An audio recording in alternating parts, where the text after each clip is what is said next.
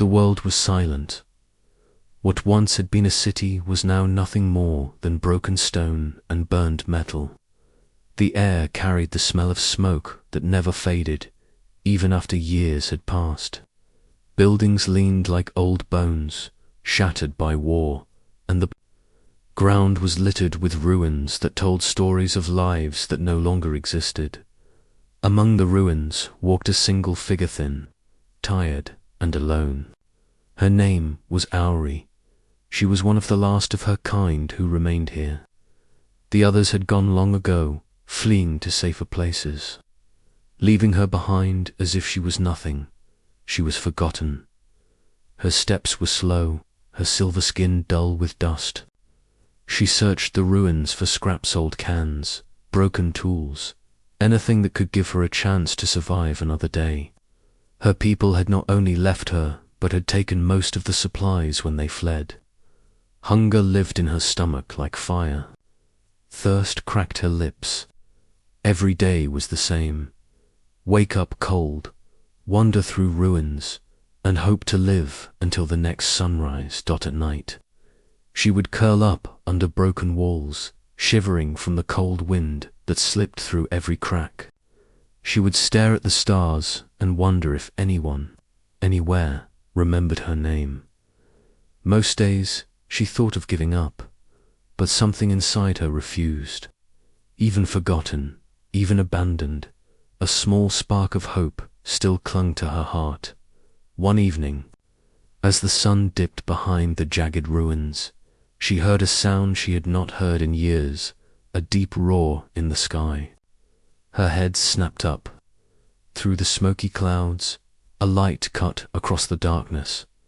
A ship. Fear gripped her chest. Who would come to this dead world? Raiders, soldiers, or worse, her own kind, returning to finish what they started. She ducked behind a wall, peering out with wide eyes. The ship descended slowly, its engines glowing faint orange as it landed in the open square of the ruined city. Dust and ash lifted into the air, swirling around the craft as it settled. The ramp opened with a hiss. A tall figure stepped out. He was not one of her kind. His skin was different, his shape heavier. His suit was marked with scratches from travel. He carried a pack on his back and scanned the ruins with sharp eyes. A human. Auri's breath caught in her throat. She had heard of humans long ago, but never seen one. Her people had spoken of them with a mix of fear and curiosity, creatures from another star, bold, stubborn, sometimes kind, sometimes dangerous. She pressed herself deeper behind the wall, heart racing. Why was a human here? What did he want in a place that even her own people had abandoned? The man moved slowly, carefully. His boots crunched against broken stone. He carried no weapon in his hands, only a small scanner that beeped softly as he looked around. He stopped near a shattered fountain, kneeling down to examine the ground. Auri's stomach twisted. She hadn't eaten in 2 days. The man's pack might carry food, water, life, but she didn't trust him. No one had ever given her anything for free. She picked up a loose stone from the ground, clutching it in her trembling hands. Slowly, she rose from her hiding place. Her heart pounded in her chest as she stepped into view. The man looked up sharply, his eyes meeting hers. For a long moment, the ruins were silent. Only the wind moved between them. Auri lifted the stone, her hand shaking. "Stay back," she rasped, her voice hoarse from thirst. The man did not reach for a weapon. Instead, he raised his hands slowly, showing they were empty. His voice was calm, deep. "It's all right. I'm not here to hurt you." Auri narrowed her eyes. She didn't believe him. Why should she? Everyone she had ever known had left her to die. The man slowly reached into his pack and pulled something out. A small silver packet. He tore it open and held it out to her. The smell of food drifted toward her, making her stomach ache with sudden hunger. She hesitated. Was it a trick? The man placed the packet on the ground between them and stepped back. Eat. You need it more than I do. Ori's hands trembled. Slowly, she lowered the stone. Her eyes stayed locked on the man as she crawled forward, grabbed the packet, and tore it open. The taste was strange, salty, but it filled her stomach like fire. She devoured it quickly, her eyes wet with tears she didn't want to show. The man watched quietly, his face unreadable. When she finished, she sat back, clutching the empty packet in her hands. Why? She whispered. The man tilted his head. Because you looked hungry. Because no one should be alone. His words struck her like a blade. No one had ever said that to her. Not her people. Not anyone. She wanted to speak, to ask him more, but her throat closed. The spark of hope inside her chest flickered. Fragile but alive, the man adjusted his pack and looked around the ruins again. This place is dead. It's no place to live. You need shelter. Ori shook her head weakly. There is no shelter. Only broken stone. He looked at her, and for the first time, his lips curved into a small smile. Then we'll build one. Her breath caught. She stared at him, unable to believe what she had heard. Build. Why would a stranger human offer such a thing to someone forgotten? The man turned back toward his ship, motioning for her to follow. Come on, my name's Daniel. If you want to live, stay close. You're not alone anymore. Ori stood frozen, her heart racing. The wind howled through the broken city around her, but for the first time in years, it didn't sound so empty. She looked at the human's back as he walked ahead. Slowly, with trembling steps, she followed. She did not know why he had come. She did not know what would happen next. But she knew one thing. For the first time since the war, she felt seen. She felt remembered. And maybe, just maybe, she was no longer forgotten. The night was colder than usual. Broken towers stood like jagged teeth against the stars, and the wind moved through the ruins with a lonely whistle. Ori followed the human at a distance, her bare feet soft against the cracked ground. Every step she took was filled with doubt.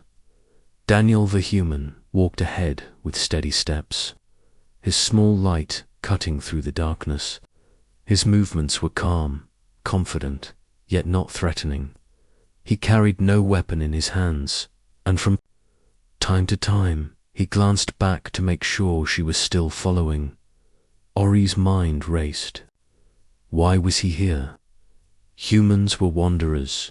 She had heard explorers of stars. But explorers did not come to dead worlds. Was he lost, or was she the reason he came? Her heart tightened at the thought. No, that was impossible. No one came for her. They reached a broken courtyard near the center of the ruins. Daniel stopped, setting his pack down. He looked around carefully, scanning the shadows, then nodded to himself. We'll stay here tonight. It's safer than the open streets.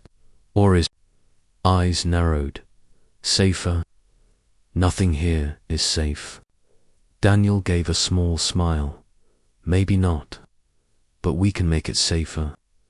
He pulled out strange metal rods and a small device from his pack. With quick, practiced motions, he placed the rods in a circle around them. The device hummed, and a faint blue light connected the rods like a net.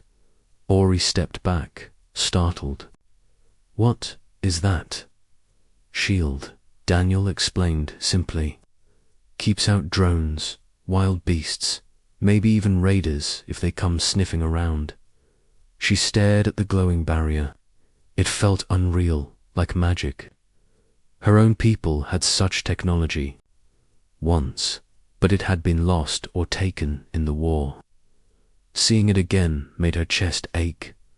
Daniel noticed her expression. "Don't worry, you're safe now." Safe. The word hit her harder than she expected. Safe was a word she had not believed in.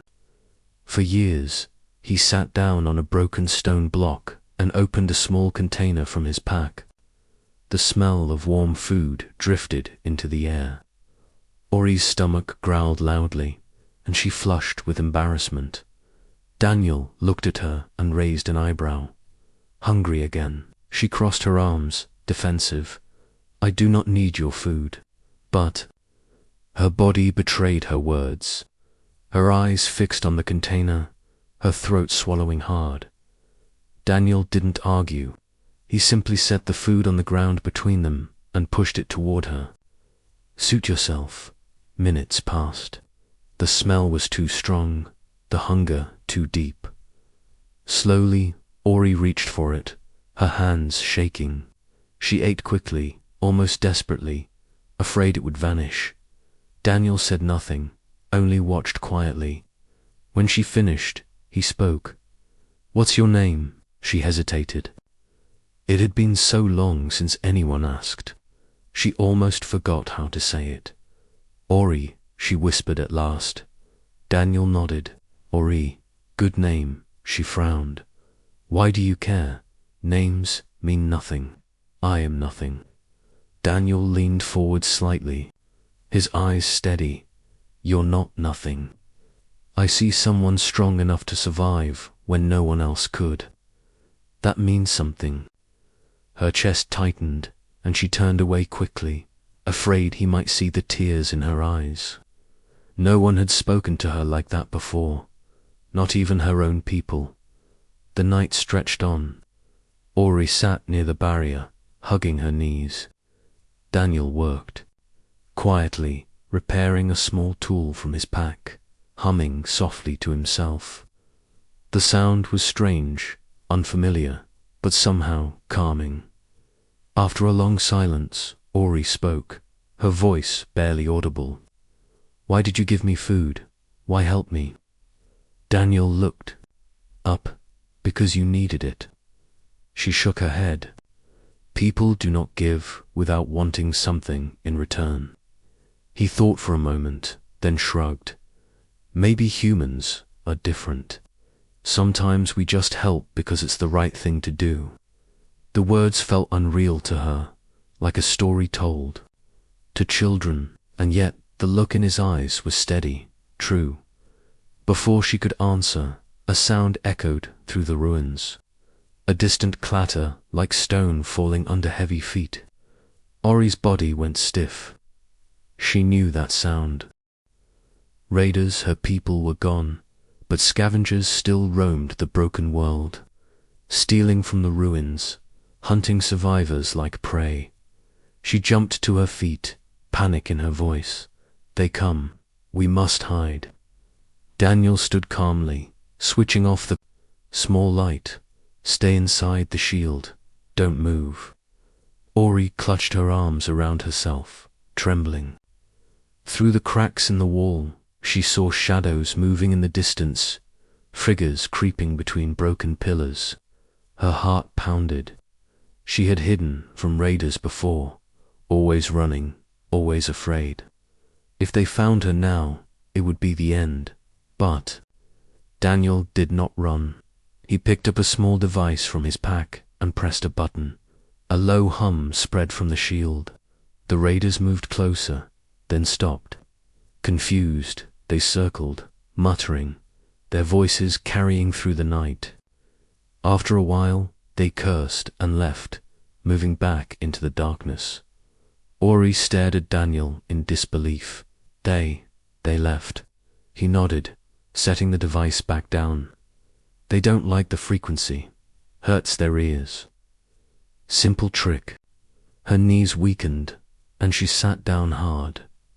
You saved me." Daniel gave her a steady look. "No, Ori, we saved you. Together, her breath caught. For years, she had been nothing but forgotten. But in one night, this human had given her food, protection, and hope, and deep inside, she felt something she had not felt in a very long time. Trust. The morning light crept through the ruins, soft and pale. Dust sparkled in the air like tiny stars.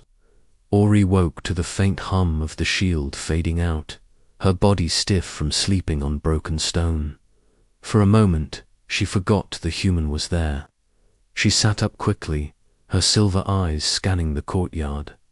Daniel was already awake.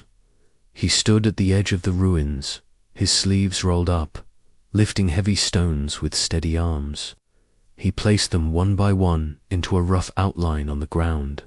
His brow was wet with sweat, but his movements were strong and deliberate. Ori blinked, confused.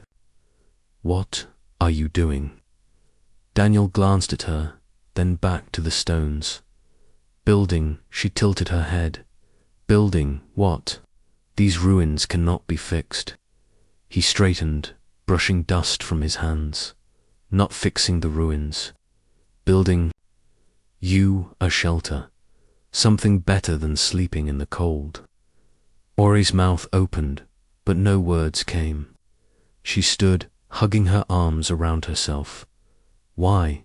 You don't know me. I am nothing to you."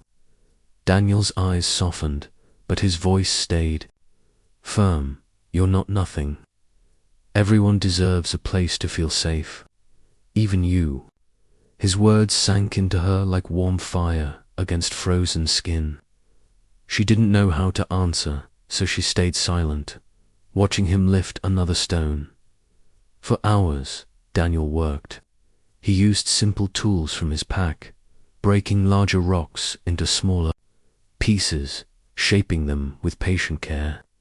He built slowly, stacking stone upon stone, forming the base of a small structure. His hands grew scratched, his arms strained, but he never stopped. Ori watched from the edge of the courtyard. At first, she felt restless, unsure if she should stay or run. But as the walls began to rise, curiosity anchored her in place. Finally, she spoke, her voice soft. "Humans, why do you build with stone? My people used steel, glass, light." Daniel smiled faintly. "Stone lasts. It doesn't need power or machines. Even if the world ends, stone stays standing." Ori looked at the half-finished wall. Something about it felt strong, solid, unshakable. Unlike the broken ruins around her, this wall belonged to now, not the past. Her chest tightened. She whispered, almost to herself, "I have never had walls that were mine." Daniel paused, glancing at her. He didn't speak, but his eyes carried an answer she didn't expect. "You will now." The hours passed. Ori slowly moved closer, at first sitting nearby, then standing at his side. She picked up a smaller rock and placed it where he pointed. Her hands trembled, unused to work like this, but Daniel nodded in approval. "Good," he said simply. She felt a spark of pride. Together, they lifted stone after stone. The small walls grew taller, shaping into a shelter big enough for 2 people. Daniel built carefully, leaving space for a doorway. By evening, the structure was waist-high, its walls sturdy and straight. Ori sat down, her chest heaving with tired breaths. Her hands were scratched, her fingers sore, but for the first time in years, she didn't feel useless. Daniel dropped beside her, handing her a water flask. She drank greedily, then wiped her mouth, her eyes lowering. "Why do you not give up? You could leave me. You could take your ship and go anywhere. Why stay here in this dead place?" Daniel looked at the half-built walls, his face thoughtful. "Because sometimes the right thing isn't the easy thing, because you deserve more than being forgotten, and because," he hesitated, his voice quieter now, "I know what it feels like to be alone." Her eyes widened. She studied his face, seeing the shadows, their memories of loss, of silence, of emptiness that matched her own. In that moment, she understood. They were not so different, but before she could reply, a distant sound cut through the calm. A low growl, deep and guttural, echoed from the far side of the ruins. Ori froze, her breath quickened. "Beasts," she whispered. Daniel stood, his hand moving to his pack. He pulled out a small flare gun, checking its charge. "Stay behind." The wall. From the shadows of the ruins, glowing eyes appeared, dozens of them. Four-legged creatures with long claws, their backs arched, teeth glinting in the fading light. They had been drawn by the noise of building, by the smell of food and life. The beasts moved closer, growling, circling. Ori clutched the unfinished wall, her body trembling. She had faced raiders before, but not this. Not these. Daniel stepped forward, his stance firm. He fired the flare gun into the air. A burst of white light exploded above, echoing across the ruins. The beasts snarled, flinching, but did not retreat. Ori gasped, "They are not afraid." Daniel's eyes narrowed. "Then we make them afraid." He picked up a burning piece of scrap from his campfire, brandishing it like a torch. He shouted loudly, his voice fierce, echoing through the courtyard. The beasts hesitated, growling, their glowing eyes narrowing. Then Daniel charged. Ori's breath caught as she watched the human run at the creatures, torch in one hand, flare gun in the other. He fired again, the light blinding them for a moment. He swung the torch, striking one across the snout. It yelped, retreating into the shadows. The others wavered, snarling but uncertain. Daniel roared, his voice full of strength, full of defiance. The beasts turned and fled into the ruins, their glowing eyes vanishing into the night. Silence returned. Daniel dropped the torch and turned back, breathing hard. His shirt was torn, his arm bleeding from a claw strike, but he stood tall. Ori rushed to him, her silver eyes wide. You faced them without fear." He wiped blood from his arm, giving a small grin. "Fear's always there. The trick is not letting it win." Ori's hand shook as she reached out, touching the unfinished wall. She looked at him, her voice breaking. "You built me shelter. You fought for me. No one has ever done this." Daniel's gaze softened. "You deserve a sanctuary, and we'll finish it. Together." That night, as the fire burned inside the half-built walls, Ori lay awake. She listened to the steady sound of Daniel breathing nearby. For the first time in her memory, the darkness outside did not feel endless. For the first time, she believed tomorrow might come. The days that followed were different from anything Ori had known. Each sunrise brought the sound of stone being lifted, shaped, and placed. Daniel worked with steady hands, and Ori, hesitant at first, learned to help him. Together, they built walls high enough to block the cold wind, a roof strong enough to keep out the endless rain, and a doorway that opened not to ruins, but to hope. Each night, they lit a small fire inside the shelter. For Ori, it was more than warmth. It was the first time she had ever felt safe. She would sit near the flames, her silver eyes reflecting the glow, listening as Daniel told small stories of Earth, oceans that stretched forever, forests so green they seemed alive, cities filled with people, laughter, and light. Ori would close her eyes and imagine it all. But deep inside, a shadow remained. Safety was fragile, and shadows always returned. It happened one evening. The sun had just dipped beyond the jagged skyline when Ori heard it. A faint sound at the edge of the ruins, metal against stone, voices carried on the wind. Her body went stiff. She knew that sound too well. Raiders, her chest tightened. She rushed into the shelter where Daniel was setting stones into place. "They're here," she whispered, her voice trembling. Daniel straightened, his expression calm but sharp. "How many?" "Too many," she said. Her eyes filled with panic. "We must hide. If they see us, if they see me." Daniel placed a steady hand on her shoulder. His voice was firm. "We don't run. This is your home now, and no one takes it from you." Ori's heart raced. She wanted to believe him, but the memory of being hunted was too strong. Her people had abandoned her, left her to raiders once before. She hugged herself tightly, trembling. The sounds grew louder, boots crunching stone, weapons clanging, cruel laughter echoing through the ruins. Shadows moved between broken pillars until, finally, they appeared. A band of raiders, ragged but dangerous, their eyes sharp and greedy. Their leader, a tall figure wrapped in torn armor, stepped forward. His gaze landed on Ori, and a cruel smile curved his lips. Well, he sneered.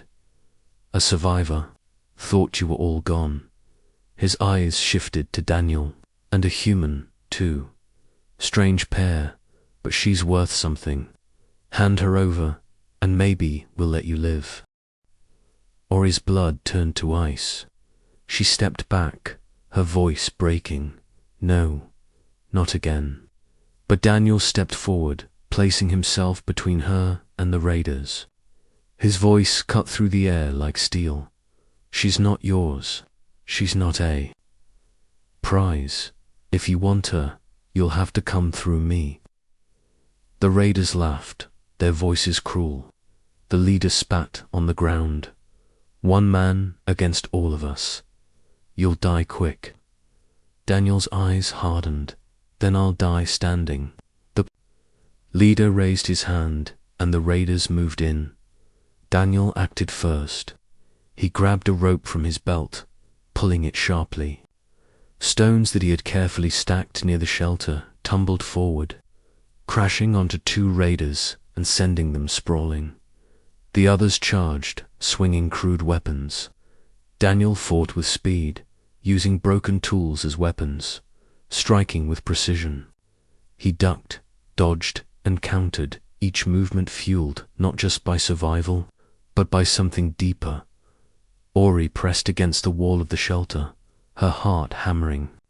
She wanted to scream, to run, but her feet refused to move. For the first time, someone was fighting for her. A raider broke past Daniel, lunging toward the shelter. Ori cried out, fear choking her throat, but Daniel spun, slamming the man aside. With a heavy stone, his voice thundered, fierce and unyielding. "Stay away from her." The fight raged on. Daniel was outnumbered, his body marked by blows, but his spirit did not bend. Every strike he made, every step he took, was to protect Ori and the sanctuary they had built. Finally, only the leader remained. He glared at Daniel with burning eyes. "You think you can protect her forever? You're nothing. She's nothing. The galaxy forgets the weak." Daniel stood tall, blood on his face, his chest heaving. "Maybe the galaxy forgets, but humans don't, not me." With a final surge, he tackled the raider leader into the ruins. They crashed to the ground, struggling in the dust. At last, Daniel struck him down, the man collapsing into silence. The courtyard fell quiet. The surviving raiders, seeing their leader defeated, fled into the shadows, their laughter gone, replaced by fear. Daniel staggered back, breathing hard. His shirt was torn, his hands bleeding, but his eyes still burned with fire. He turned to Ori, who stood frozen in the doorway. Her silver eyes were wide, tears streaming down her face. You fought them. For me. Daniel wiped the blood from his brow and gave a tired smile. Not just for you, for us, for this place. It's more than stone now, it's home. And I won't let anyone take that away. Ori's legs gave way and she dropped to her knees, sobbing. For so long she had believed no one would ever stand for her. But this human had. He had fought with everything he had, not because he had to, but because he chose to. Slowly, she whispered, her voice trembling, "No one has ever called this place home until you." Daniel reached down, helping her to her feet. His hand was rough, scarred, but steady. "Then we'll finish it. And no one will ever call you forgotten again." That night, the fire inside the half-built shelter burned brighter than ever. Ori sat close, her head resting lightly against the new stone wall. For the first time, she felt the ruins around her fade. She was not forgotten. She was not alone. She had a sanctuary. The ruins were quiet after the raiders fled. The wind carried only silence, no footsteps, no laughter, no threats. For the first time, the broken city felt less like a graveyard and more like a place waiting to breathe again. Daniel sat by the fire, wrapping a cloth around his wounded arm. His body ached from the fight, but his eyes were steady, watching the stone walls rise around them. Ori sat across from him, her knees pulled to her chest, her silver eyes glowing softly in the firelight. She kept looking at him, her mind replaying the battle. No one had ever stood in front of her like that. No one had ever said, "This is your home. No one will take it away." Her voice was quiet, almost fragile. "Why do you fight so hard for me? I am not human. I am not your people." Daniel looked up. His face was tired but calm. Because being human doesn't mean only protecting humans. It means doing what's right. You were forgotten, Ori. That's not the way anyone should live. Her chest tightened. The words struck deeper than any wound. For years, she had told herself she didn't matter, that no one would ever remember her name. Yet this human spoke, as if her life had value worth bleeding for. The following days became a rhythm. Daniel continued building the shelter, stone by stone. Uri worked beside him, her hands learning the weight of rocks, the patience of building, the strength of shaping something that would last. Together, they raised the walls higher, sealing out the cold.